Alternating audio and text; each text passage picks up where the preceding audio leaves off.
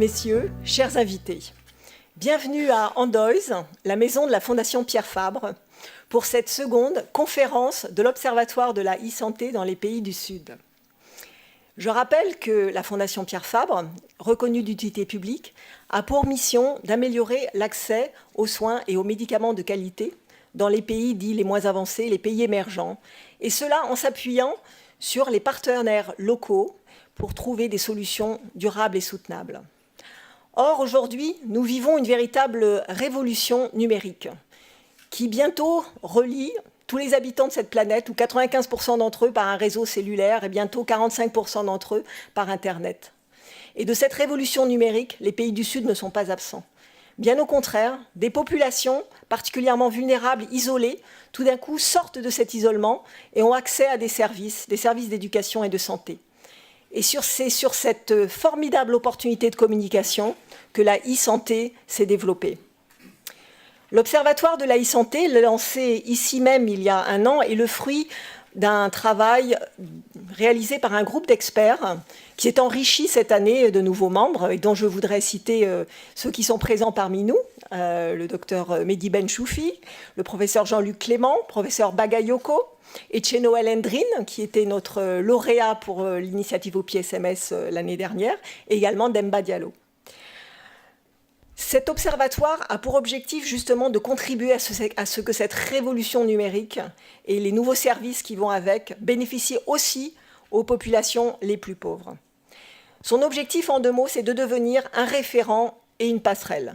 Un référent comment? Un référent grâce à un travail de veille, de documentation, d'enquête, y compris sur le terrain, pour repérer en Afrique et en Asie toutes ces initiatives qui contribuent réellement à apporter et à améliorer la santé des populations. Et je voudrais saluer pour ça Samir Abdelkrim et l'équipe de Startup Bricks qui a réalisé l'essentiel des enquêtes sur le terrain et qui a parcouru des milliers de kilomètres pour nous. Aujourd'hui, l'Observatoire recense 71 initiatives. Toutes les informations, tous les récits, tous les reportages sont disponibles sur le site internet odes.io. Enfin, l'objectif est de devenir une passerelle entre tous les acteurs de la e-santé, acteurs du Nord, acteurs du Sud, acteurs publics, acteurs privés. Et en particulier, c'est l'objectif de cette journée, de cette conférence, avec la remise de prix et le soutien à 9 lauréats que nous avons sélectionnés. Ces lauréats, nous avons sélectionnés pour la qualité, la pertinence et la possibilité de monter à l'échelle d'un pays, voire d'un continent, pour des initiatives qui apportent des services aux populations les plus vulnérables. Vous allez les découvrir aujourd'hui. Ils viennent de 2 continents, Afrique, Asie, 6 pays. Alors c'est le Botswana, l'Éthiopie, le Sénégal, le Népal, le Vietnam, l'Inde. Toutes s'adressent à ces populations les plus vulnérables et pour les 2/3 d'entre elles, d'ailleurs, concernent la santé de la mère et de l'enfant. Cette conférence est filmée et retransmise en direct. Donc vous voyez, on est comme un peu sur un plateau télévision ici. Et retransmise parmi le public de 15 campus numériques de l'Agence universitaire de la francophonie. Notre souhait est que cette journée soit véritablement une journée de partage à la fois d'expérience et de connaissances.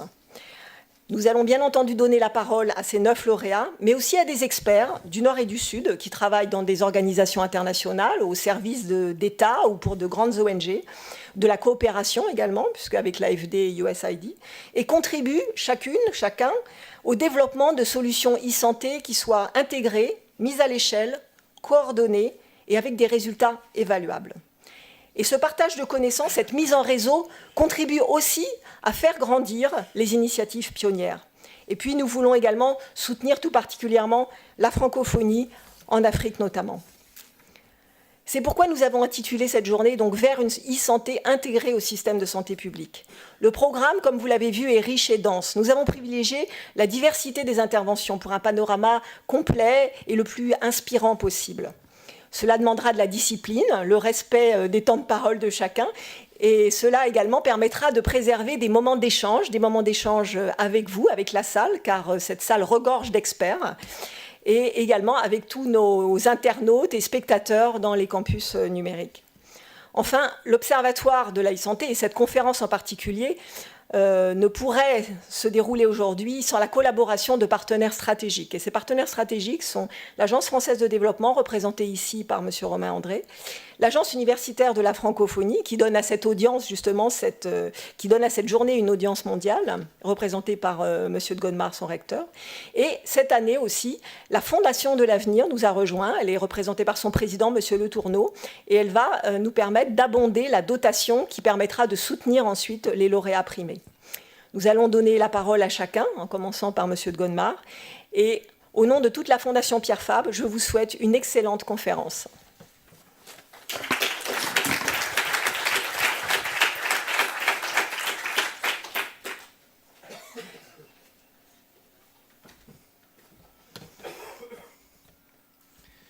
Bonjour à tous, mesdames et messieurs. D'abord, un grand merci à Béatrice et à toute l'équipe de la Fondation Pierre Fabre de m'avoir invité à cette deuxième conférence de l'Observatoire de l'e-santé. J'avais malheureusement pas pu être là autrement que par écran interposé l'année dernière au moment du lancement de l'Observatoire.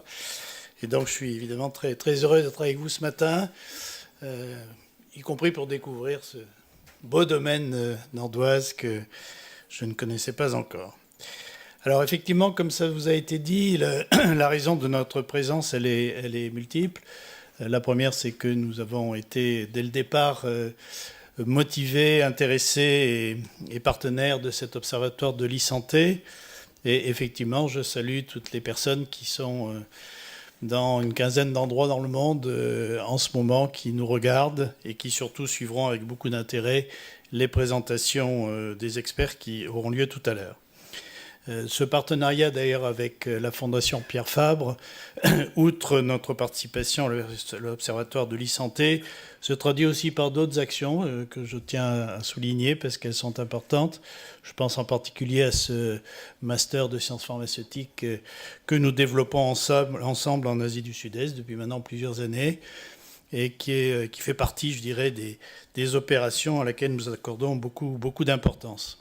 Alors, pour ceux qui ne nous connaîtraient pas, l'Agence universitaire de la francophonie, c'est d'abord et essentiellement une association d'universités, actuellement la plus grosse association internationale d'universités, ce qui nous vaut d'ailleurs d'être l'opérateur universitaire de la francophonie, comme on dit dans le langage des organisations internationales, avec plus de 850 membres implantés dans 111 pays, ce qui nous permet effectivement de rassembler une compétence extraordinaire qui est celle que l'on trouve dans ces universités.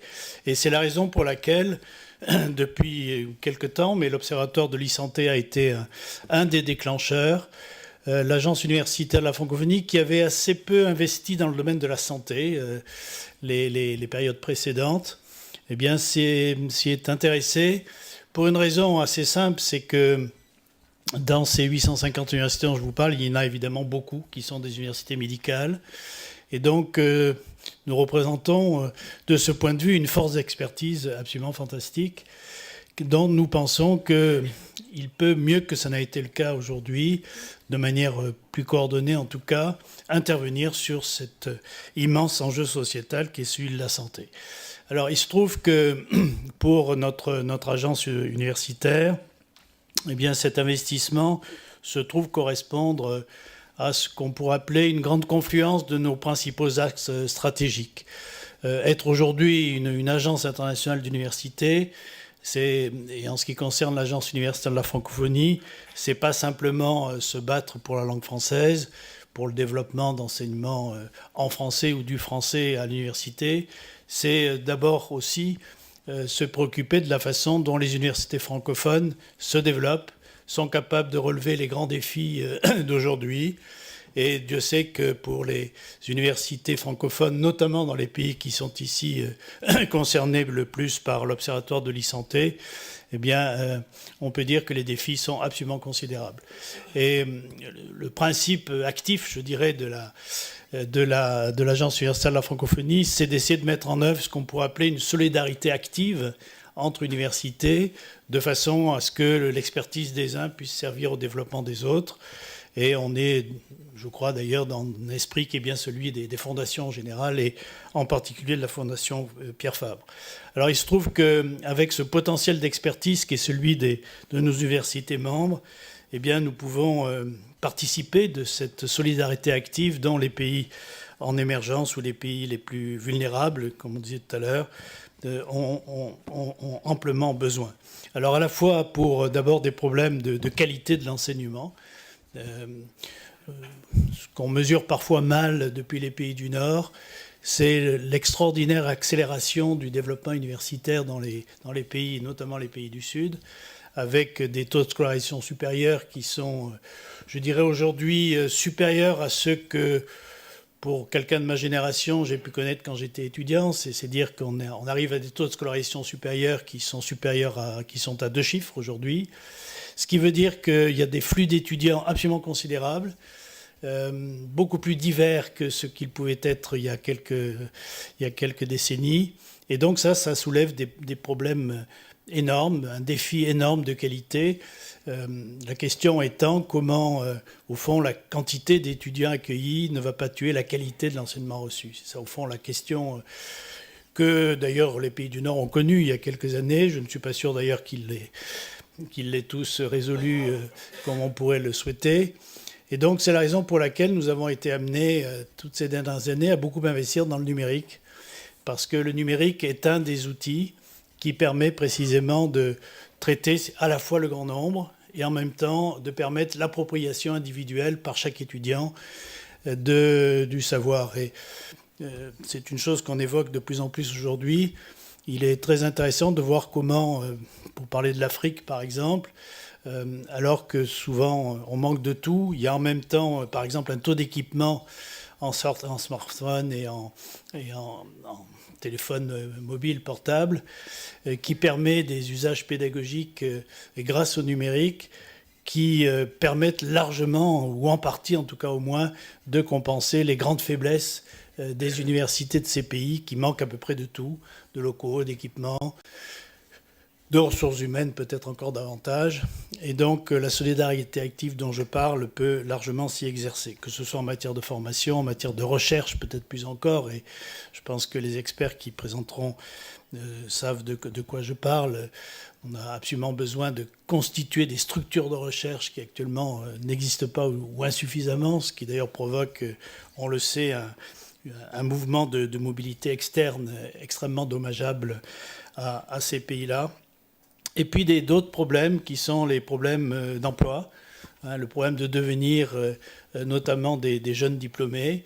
On sait qu'une des bombes à retardement actuellement qui risque d'exploser beaucoup plus tôt qu'on ne pourrait le penser, c'est ces considérables flux de diplômés à haut niveau, master, doctorat, dans beaucoup de pays du Sud, et qui ne trouvent pas du tout d'emploi pour la simple raison que leurs économies ne sont pas capables d'absorber de tels flux de diplômés.